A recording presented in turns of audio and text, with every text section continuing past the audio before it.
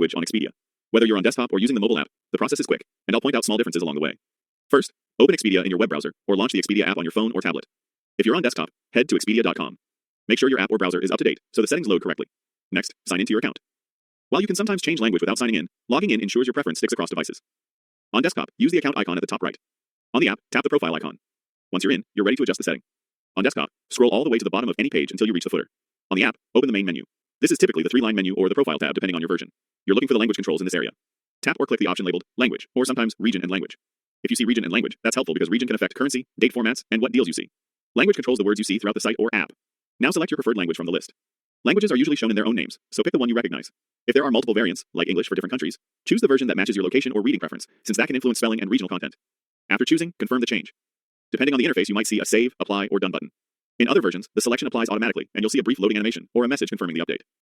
Finally, refresh the page or restart the app so everything reloads in your new language. On desktop, a quick browser refresh usually does the trick. On mobile, closing and reopening the app ensures every screen updates. If a single page still shows the old language, navigate away and come back to let it reload. That's it. You can verify the change by scanning the homepage text and menus to make sure they're now in your chosen language. Because you signed in, this choice should carry over the next time you visit, and often syncs to your other devices as well. If you ever want to switch again, return to the same language or region and language menu and pick a new option.